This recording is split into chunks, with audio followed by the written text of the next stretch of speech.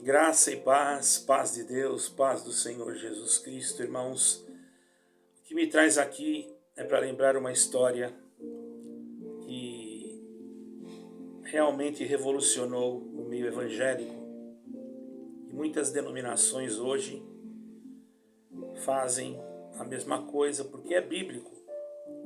Nós sabemos que em Joel está escrito, no capítulo 2, irmãos, a partir do versículo 28, que Deus haveria de derramar do seu Espírito sobre toda a carne. E depois nós também vamos encontrar em 2 de Atos dos Apóstolos, que os apóstolos foram cheios do Espírito Santo e cada um falava uma língua diferente, a qual Deus concedia que falasse. E muitos ainda que não creem, porque acham que Deus só manifesta numa língua inteligível. Eu digo para os irmãos que nós não conhecemos todas as línguas inteligíveis que já ocorreram no planeta Terra. Muitas línguas já não existem mais, por isso elas não são inteligíveis para nós, mas elas já existiram. Quero deixar essa minha compreensão. Me lembro que quando uma vez ia ter uma missão para fazer, eu estava confuso, não sabia se realmente deveria ou não. E fui em uma igreja e de repente, irmãos, levantou um homem simples, muito simples, um senhor já de cor escura, quase não sabia falar. E levantou para contar um testemunho e começou a falar coisas que sem coisas, e o pregador que estava na frente já estava quase mandando sentar. Eu não faço uma coisa dessas, mas tem gente que faz. Mas antes de terminar aquele testemunho, que realmente nem eu não entendi muito, ele falou assim, Halá Salamud, em línguas. E quando ele falou isso, irmãos, todos ficaram achando engraçado, e eu não, fiquei em comunhão, porque eu sabia que Halá Salamud é um lugar no Oriente Médio, um bairro de uma cidade do Oriente Médio, aonde Deus estava me enviando. E realmente Deus usou daquele simples homem, falando essa linguagem que ninguém entendia, que não era conhecida, talvez até um dialeto ou uma linguagem árabe, não sei. Porém, eu entendi porque sabia que existia esse bairro. E realmente me desloquei, sem ter condições nenhuma, sem ser ajudado pela denominação, porém, vi muitas obras e milagres ali. Então esse dom sempre existiu. Mas ele ficou um tanto oculto, irmãos, porque os crentes mais tradicionais, das igrejas metodistas, batistas da época e outros, achavam que teria que ter muito cuidado pelas suas prudências, enfim. Vemos que hoje realmente existem coisas estranhas se manifestando. Mas se há coisas falsas, é porque houve as coisas verdadeiras, ou porque há ainda as verdadeiras. Não devemos nós ignorar ou limitar o poder de Deus, porque tem coisas que nós não conhecemos ainda, que pelo Espírito Santo Deus nos dará a graça de nos fazer entender. E depois de tanto tempo, irmãos, que passou nas igrejas metodistas, batistas e outras denominações, com a evolução da indústria na América, muitos tiveram que se mudar para a América, e muitos negros também se mudaram, mas eles não eram ricos, não eram considerados, e muitas das vezes ganhavam pouco, e muitas das vezes era um trabalho escravo, mas chegou um momento, irmãos, que um ex-escravo, podemos dizer assim, já não aguentava mais. Pode ser que ganhava alguma coisa, mas era regime de escravidão, chamado Joseph Seymour, irmãos, que nasceu em 1895, ou melhor, em 1895, com 25 anos de idade, perdoe, irmãos, mudou-se para Indianópolis, onde inicialmente exercia a função de garçom e de vendedor, e frequentava a Igreja Metodista Episcopal de Indianópolis. Estou falando de Indianópolis, mas não é São Paulo não, viu, irmãos? Em 1905, William Joseph Seymour mudou-se para o Lewiston, onde passou a frequentar a recém-formada escola bíblica de Charles Fox Parham, na qual ele não podia entrar por ser negro, então ficava no corredor, irmãos. Glória ao nome santo do Senhor. Ficava no corredor daquela escola. Vejamos que existia um tipo de racismo, não é? E hoje temos que ter cuidado com isso, irmãos. Isso não vem de Deus. Os nossos sangues são a mesma cor. Ai do homem que pratica isso. Uma mulher chamada Lacey Farrell visitou a escola de Lewiston e teve uma experiência de batismo do Espírito Santo. E ela falou em língua estrangeira. Lá ela conheceu William Joseph Seymour e o convenceu a tentar a vida em Los Angeles. William Joseph Seymour mudou-se então para Los Angeles, onde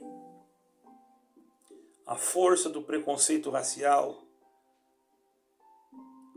era ainda maior. Ali vivia também um número enorme de latinos. Glória ao nome do Senhor. O homem de Deus tentou levar para as igrejas daquele local a doutrina com a qual tivera contato, onde estavam em Houston, talvez pela ideia de partir de um negro. Olha só, irmãos, como o racismo faz, não é? Isso é muito mal, irmãos. Pela simples ideia de partir de um negro, irmãos. O ato de falar em línguas, ironicamente, não fora bem recebido exatamente pelos pastores de Los Angeles, que há pouco tempo atrás foram ao país de Gales aprender, tentar, sem sucesso, implementar a doutrina do derramamento eminente do Espírito Santo na sua região. William Seymour foi expulso de suas igrejas, acusado de herege, e procurou outras igrejas menores, das quais acabava sendo expulso também, sob a acusação de estar promovendo confusão entre os membros daquela denominação.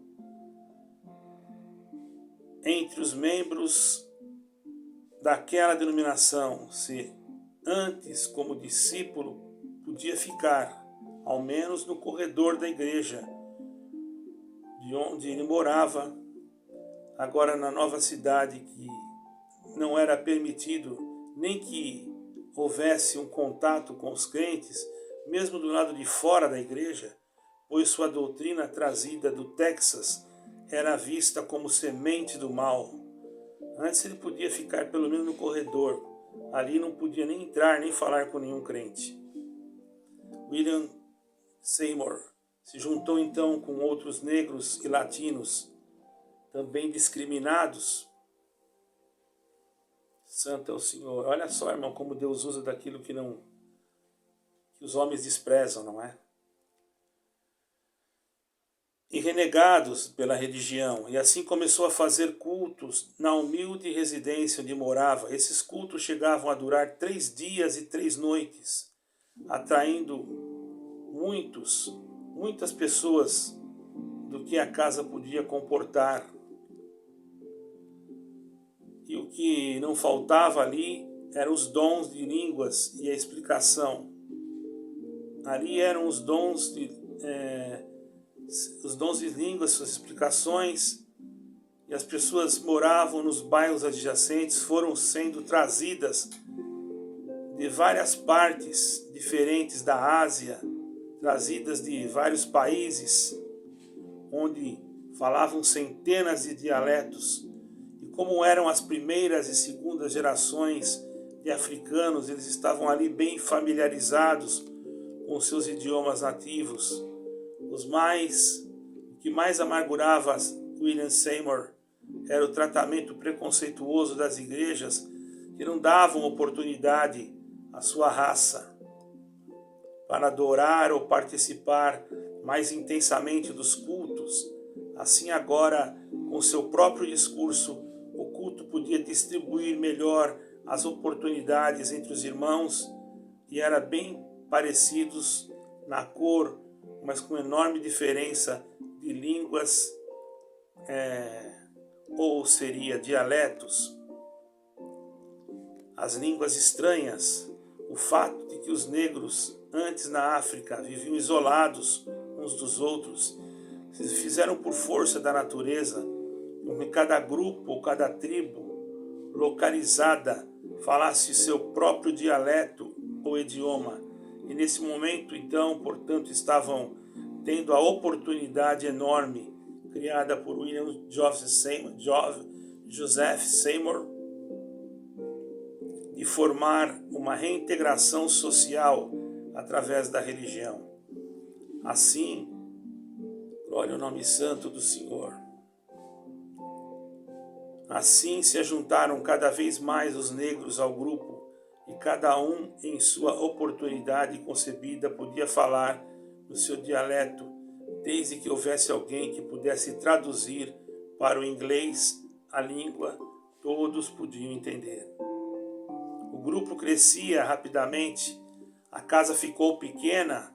William Seymour passou então a realizar o culto em diversas casas, e mesmo estas acabavam de se tornar pequenas. Afinal, a cada culto, mais pessoas que nunca tiveram a oportunidade de se expressar agora poderiam fazer em público para seus irmãos em reuniões, podiam também cantar, contar testemunhos que na maioria não eram pessoais, mas sim de experiência.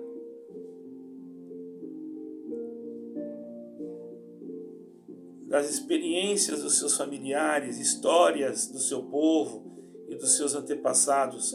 Assim o interesse, irmãos, glória ao nome santo do Senhor, aumentava nessas reuniões. O motivo era de fácil compreensão, a liberdade de expressão no culto, vez e voz para as mulheres, coisas que eles não tinham nem mesmo no seio político e social da época. Tudo era reforçado pela fé, estar fazendo algo para Deus.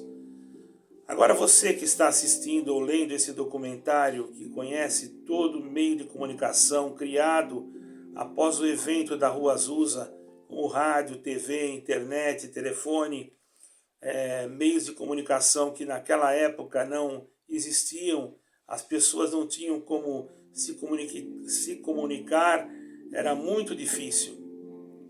Quero deixar claro, irmãos, que eu estou lendo aqui um histórico, certo, irmãos? E lógico, tem como eu falar isso tudo em 15 minutos, mas eu senti de contar, eu já havia feito uma leitura, eu poderia falar em 15 minutos, 16, mas eu queria contar a história toda. Existem famílias. Agora, já existia como se comunicar, irmãos. Até porque o dom de Deus se manifestava entre eles. Existiam famílias e mais famílias de negros que ainda não conseguiam falar inglês. Porque a comunicação entre os negros brancos era muito difícil. Negros e brancos era muito difícil. Assim, principalmente as crianças que iam nascendo, iam aprendendo a falar os dialetos africanos. O povo negro era o primeiro a ficar calado a qualquer momento, não tinha o direito de expressão nenhuma. Assim, quando aparece alguém como William Seymour, negro, que oferecia condições às pessoas de adorarem a Deus, ao Deus dos brancos, não só dos brancos, mas também de toda a classe, toda a raça, irmão. Deus mostrou para os homens ali que para ele não existe distinção de raça. E ai daquele que hoje faz distinção nas suas denominações de quem tem dinheiro, de quem não tem. Naquele dia Deus vai cobrar, irmãos. Pode ter certeza. Ali, irmãos, para eles isso era algo digno, lhes trazia conforto e direito a uma vida digna. Assim os negros pela primeira vez estavam tendo a oportunidade de se expressar. Ao longo da história norte-americana não se tem notícias de um período anterior na Rua Azusa, no qual sobre toda a comunidade feminina podia falar em público, as pessoas podiam correndo para os cultos de William Seymour. Os motivos podiam ser muito facilmente percebidos. A questão mística, buscar um Deus que proporcionava a melhor vida a todos, tanto a brancos como negros. Na questão social, o povo se expressava, conversar com os seus semelhantes, colocar cada um as suas opiniões, e isso, é claro, atrairia um número considerável de pessoas. Não precisava de nenhum milagre para fazer isso acontecer. Com os cultos acontecendo sob a direção de William Joseph Seymour, cada vez em mais casas diferentes e a cada vez com mais adesões, e não demorou para que se conquistasse ou para que cotizassem entre os irmãos e conseguiram dinheiro, ou devem ser, essa palavra eu não sei se ainda existe, está aqui, porém parece que fizeram uma coleta entre os irmãos e que conseguiram dinheiro suficiente, irmão, para a compra de sua própria igreja.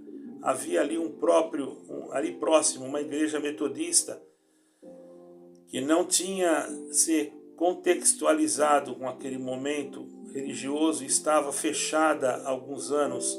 Seus donos aceitaram a oferta de compra. Templo, Igreja Apostólica Gospel da Rua Azusa. Não houve reforma prévia no templo, e do jeito que estava passou a ser utilizado pelos afro-americanos. Ali, sentadas nos bancos de tábua ou em pé entre materiais de construção, as pessoas rendiam seus cultos à igreja, então nomeadas de Missão Evangélica da Fé Apostólica, onde todos eram bem recebidos, afinal todos são de Deus, os negros e os brancos. Os brancos passam a frequentar também a Rua Azusa. As mulheres negras, que agora podiam adorar a Deus, tendo a voz nos cultos, falavam para suas patroas nas casas nas quais trabalhavam. E os primeiros brancos a passarem a frequentar a Rua Azusa, sobretudo as mulheres brancas, que lá naquela época também tinham o direito de se pronunciar na igreja de William Seymour, enquanto lá fora não tinham o direito nem de votar. As mulheres brancas levavam então os seus maridos à Rua Azusa, e todos esses podiam testemunhar a ação do Espírito Santo, batizando a todos no momento da oração coletiva, onde variedade de línguas estranhas eram incontáveis. Florence Led Crayford, o jovem, e Clara Lone.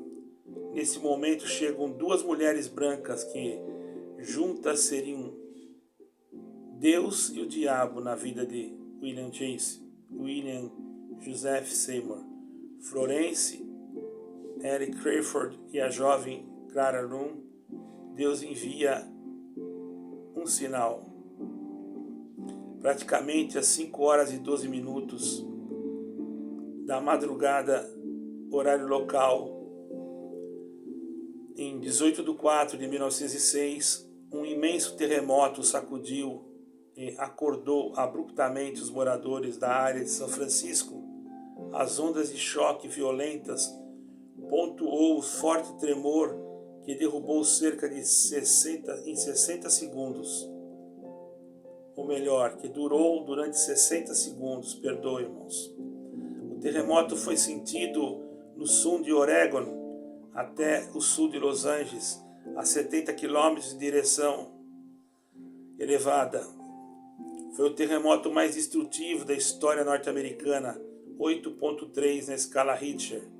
Um incêndio devastador alimentado por tubulações de gás rompidas pelo terremoto ampliou danos. Cerca de 700 pessoas estavam mortas nos 514 quarteirões da cidade que foram atingidas pelo incêndio.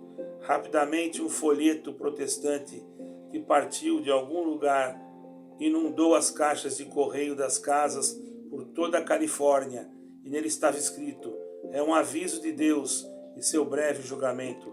As pessoas ficaram desesperadas e procuraram cada um a igreja mais próxima da sua casa. Para as pessoas de pele clara, haviam muitas possibilidades de escolha, mas as pessoas afro-americanas só havia um endereço, e ele ficava na Rua Azusa, número 312. Se para muitos o terremoto de 1906 e suas consequências foram terríveis, para a igreja de William Seymour foi a dádiva, pois seu público agora não cabia na igreja. Assim, o movimento da Rua Azusa logo se espalhou no meio dos crentes como um acontecimento tão esperado naquela virada do século. Não somente os negros procuravam se aproximar, mas também os brancos até aceitavam os negros nos templos agora. Corriam juntos aos montes para a Rua Azusa. Afinal, o esperado movimento, dantes elucidado pelos movimentos anteriores, os Hollinis movimento e a teologia do dispensacionalismo, estava acontecendo, e o terremoto foi o sinal de Deus. Diziam eles: Deus escolheu o avivamento da Rua Azusa como catalisador da ação do Espírito Santo sobre os homens nos últimos dias. Alguns pastores tradicionais viviam suas costas para movimento. Por outro lado, seus membros não faziam o mesmo, e o êxodo religioso aumentava. Então William Joseph Seymour pregava o Deus que eu sirvo é aquele que exalta os humilhados. Compreender o que está acontecendo naquele momento não era uma tarefa difícil. Na virada do século ainda não existiam rádios, televisões, comunicações globalizadas. Aquelas pessoas que já morreram nunca viram. O máximo que se podia receber eram informações dos jornais, mas esses não davam informações de locais muito distantes, apenas da sua própria cidade. Assim, as pessoas que também pouca educação tinham e muitos não sabiam ler, ficavam apavorados por qualquer momento, por qualquer motivo. Mas agora não era algo tão terrível, não era algo tão simples, ou melhor, o que ocorreu foi o maior terremoto da história americana. A população achava agora que o mundo estava acabando. Afinal, o movimento religioso daquela época já tinha cozinhado a ideia dessas pessoas. A informação de que o mundo iria acabar é que eles precisavam de consertar com Deus. Aquele movimento que começara 2 décadas agora tinha o seu auge, porque a verdade as pessoas esperavam um movimento do Espírito Santo, mas não sabiam como ele viria. E no momento em que uma senhora começou a falar um idioma totalmente diferente no meio da congregação, as pessoas logo chegaram à conclusão de que era o idioma colocado pelo Espírito Santo. A partir dali, qualquer língua, idioma ou dialeto que se falasse na congregação, as pessoas já diziam que eram línguas estranhas, línguas dos anjos. E na medida em que várias etnias ali compareciam, várias raças, vários países diferentes, nesse momento, é claro que haviam por força do que o movimento era a juntarem pessoas de várias nações, de várias diversidades de línguas, literalmente falado.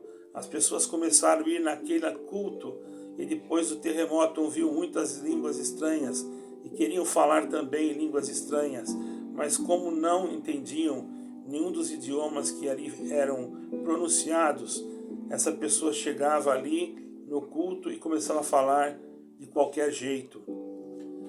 Quanto mais pessoas adentravam nesse grupo, mais se convenciam de que eram realmente línguas estranhas. Mas o fato é que a história comprovava os próprios documentários feitos pelos religiosos protestantes. Testificavam que no início pessoas falavam idiomas mesmo, língua de outras nações. Depois, com a aproximação de pessoas que não sabiam exatamente o que estava acontecendo, que agora buscavam também participar dos cultos, assim começava a falar línguas que ninguém entendia. Na verdade, eram idiomas. Na verdade, não eram idiomas, eram apenas algumas tentativas de falar em outra língua. O que logo os brancos que também se aproximaram deram a conotação à língua dos anjos. A aproximação dos brancos foi muito propícia, porque a igreja tradicional, com seus membros que estavam ali sendo enganados, estavam sendo enganados há tanto tempo, agora esses membros viram o terremoto e chegavam à conclusão de que o mundo realmente estava próximo a acabar. E que eles deveriam correr para uma igreja na qual o derramamento do Espírito Santo estava realmente acontecendo. E essa era a Rua Azusa. No princípio, seus pastores viraram as costas, mas logo em seguida, quando a maioria dos pastores perceberam que os seus membros estavam migrando para a Rua Azusa, eles também procuraram William Seymour pedindo para pastorear os membros da Rua Azusa. E aconteceu que mais adiante você ainda vai ficar sabendo, mas vale a pena lembrar que os próprios documentários feitos pelos protestantes atestavam que naquele lugar existiam muitas pessoas de várias nações que falavam idiomas diferentes, e um aviso de Deus de seu breve julgamento. As pessoas ficavam desesperadas, procuravam cada um a igreja mais próxima da sua casa. Para as pessoas de pele clara havia muitas possibilidades de escolha, mas para as pessoas afro-africanas só havia um endereço, e esse era a Rua Azusa. Se para muitos o terremoto de 1906 e suas consequências foram terríveis, para Seymour foi uma dádiva, pois o seu público agora não cabia no templo. Assim, o movimento da Rua Azusa logo se espalhou em meio dos crentes como um acontecimento tão esperado naquela virada do século. Não somente os negros procuravam se aproximar, mas também os brancos, até mesmo aqueles antes do terremoto, não aceitavam os negros e não aceitavam nem nos seus templos. Agora corriam juntos aos montes para a Rua Azusa. Afinal, o avivamento era elucidado pelos movimentos anteriores, como o de Hollins e o movimento. A teologia do dispensacionalismo estava acontecendo e o terremoto fora o sinal de Deus.